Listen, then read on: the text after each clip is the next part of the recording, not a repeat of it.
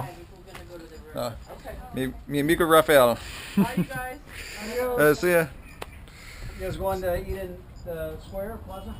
Well, we're going to eat at the river because Tony's is closed today. Oh, that's right. It's her day off. Yeah, it's her day Yeah. off. So we're going to go over to the river. They've got pretty good food there. Perfect. That's the one we went to for lunch. Isn't it, Sam? Yep, it is. Not yesterday. So, excuse me. So it is Tuesday, the 5th of March, and we think, with fingers crossed, we think the big red pig is actually fixed and ready to roar her way to Baja greatness. But we're not going to say it too loud or too surely. No. Because in reality, we don't know if she'll make it to Santa Rosalia. Who knows? She'll make it to the road. Yeah. But the adventure continues. And it actually turned out that the big red pig was fixed. The transplanted camshaft and cam chain and rocker arms did the trick, worked flawlessly, got us all the way to Loreto without incident. Back on Tuesday, when we returned from the whale watching, Joel actually met us at the hotel. We had really good timing. It was right when we got there that he arrived with Brad's bike. But it was getting late and we still had to pack up everything and figured by the time we actually got to Loreto, it would be after dark. So we decided to just spend a 5th night in San Ignacio, our new home, and just get an early start of it on Wednesday morning, which we did. So this is on Wednesday. We're riding over to Santa Rosalia, it's about 40 miles east, and then we turned south on Highway 1, and that ran along the coastline and down to Mulahe, and then along Bahia Concepcion, where we got some really excellent footage actually that you'll see quite a bit of here in a moment.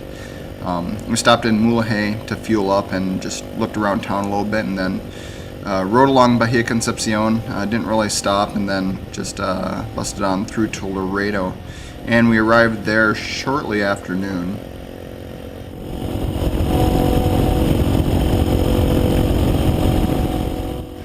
Although we spent most of the day on pavement, which normally goes against Brad's very core of beliefs, it was actually a really nice road, a lot of twisties up and through the mountains, and this stretch of road was really pretty fun.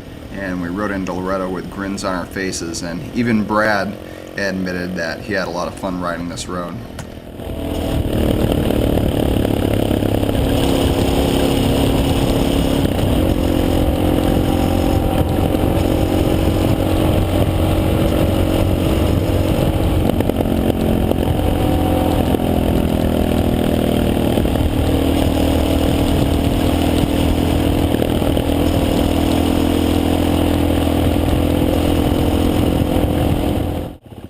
Here's a few short clips of our ride through Mulahe.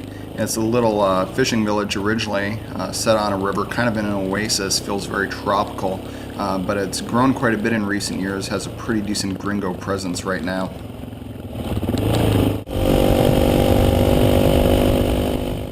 This is the start of the views of Bahia Concepcion, which really looks more like a lake than anything, especially today when it was so calm. There's many islands and just perfect for kayaking, and a lot of sailboats out there, and canoes, and a lot of camping, quite a few beaches that you can camp at along the way here. And it was actually a fairly popular spot for people to just park their RVs more or less permanently until a couple years ago when the government started kicking them out.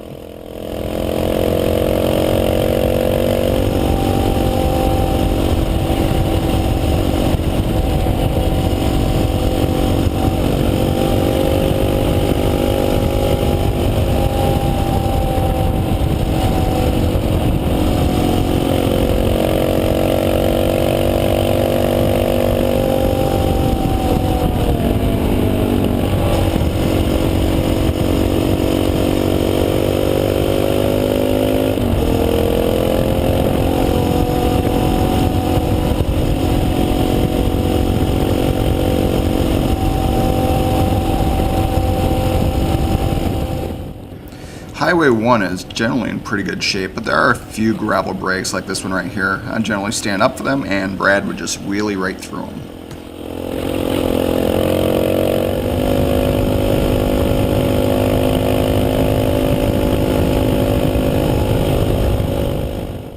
Brad made the comment that on street bikes we could really have some fun on this road, but I don't think I really would have wanted to go much faster than we were. We're doing about 60 or 65 most of the time, and the problem is that Highway 1 doesn't really have any shoulders. It's fairly narrow, and so you have all these 18-wheelers that are driving up and down it, and they don't really stay in their own lane because they're so big and the lanes are pretty narrow.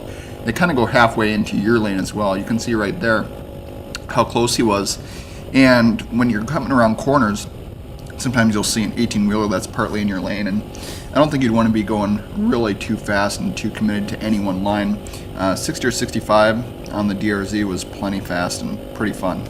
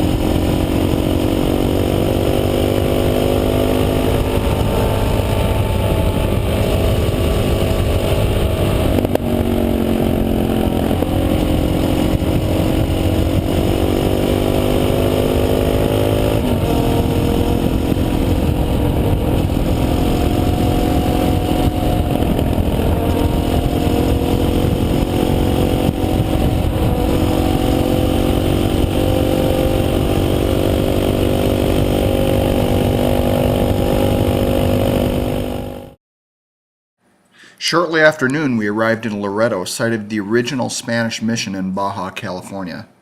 Alright, so here we are. We made it to Loreto, Mexico. Baja California Sur. We're at San Martin, Hotel Posada.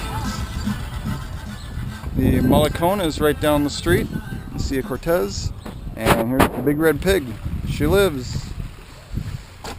Brand new used camshaft, cam chain, rocker arms. And we're off to go ride up in the mountains a little bit for our last hurrah for this trip till we come back. Our original goal for this trip was to make it all the way down to Cabo San Lucas and back up to San Diego, but after Brad's bike broke down the first time, we modified that and decided to just make it a one-way to Cabo San Lucas and then sell the bikes there or just stash them and ride back another time. Once his bike broke down the second time and we were stuck in San Ignacio for 5 nights and 6 days, just getting to somewhere we could fly out became the goal, and we only had the time to go up to Loreto and fly out of there, unfortunately. So we ended up stashing the bikes in Loreto, but since we did arrive pretty early on Wednesday, we decided to take one last ride up into the mountains, up to the Misión de San Javier. And it was actually a really nice ride. It's paved all the way to the Mission now. That's brand new. And then we took an additional ride to Comandú on a unpaved road. But here on this paved road, you can see even there's quite a few gravel breaks. There's quite a few places where the road is caved already into the canyon that it surrounds, that it goes along. And pretty fun road, actually. It was a good ride, good way to cap off the trip.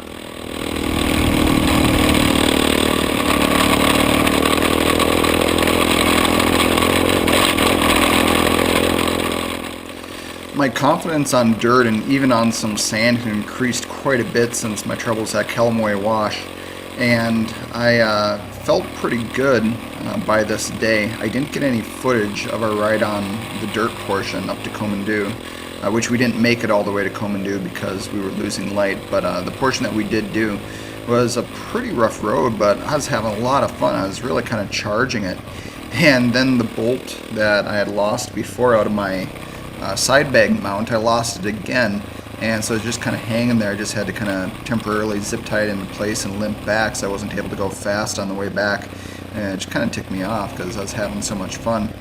But I ended the trip with a little bit of a sense of, it was good what we did, and I won't trade our time in San Ignacio for anything. I mean, we had some really great experiences there despite the frustration associated with Brad's bike breaking down and being stuck there for so long, but we did have good experiences there. But I left the trip feeling like, okay, I'm just starting to get comfortable on this bike and some of what Baja has to offer, and there's a whole lot south of here that's left unexplored that I really wanted to do.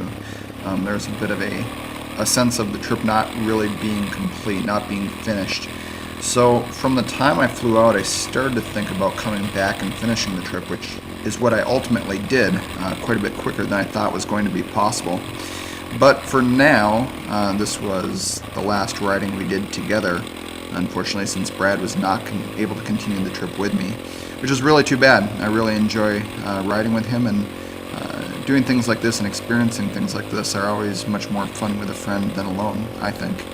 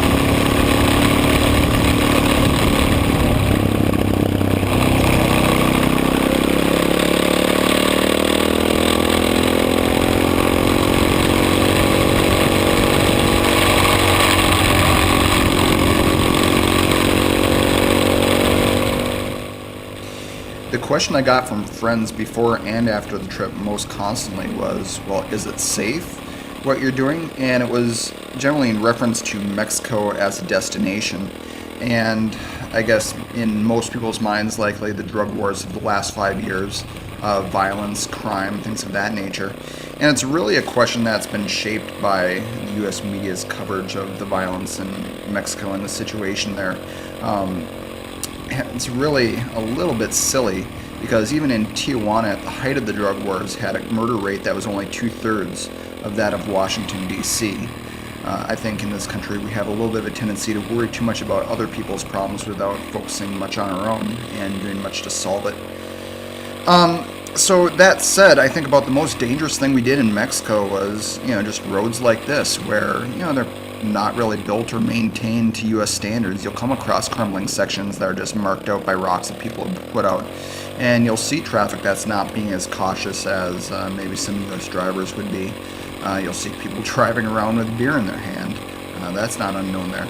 So there is an additional level of risk, certainly in driving in Mexico, as in most things in life that I think are worthwhile. Many of the things that I like to do, skiing and motorcycles, flying small airplanes, all carry additional levels of risk, but all of these things, there's things that you can do to mitigate the risk and still really enjoy the activity. And that's really the message I'd like to have about Mexico, that it's a fantastic country, and the perception that there's increased risk, as well as the reality of increased risk in certain areas and in certain activities, should not keep you from going and enjoying what the country has to offer.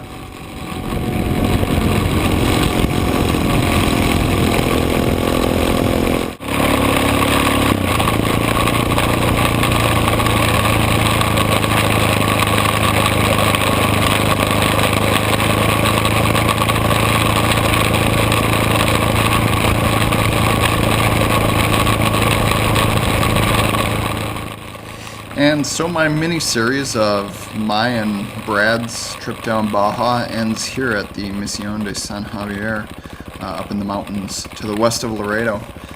We came up here and checked out the mission, walked through it, and then had a celebratory beer across the street, and went and did the dirt road up to Comandú. And that was it. We flew out the next morning after having breakfast and got the bikes washed and got the storage unit, put them in, and got them all put to bed and headed to the airport and flew out. But as it turned out, it was only 2 weeks until I was back, and on my own this time, continued the trip down Baja. I'll do a few episodes on that once I get around to sifting through all the GoPro footage.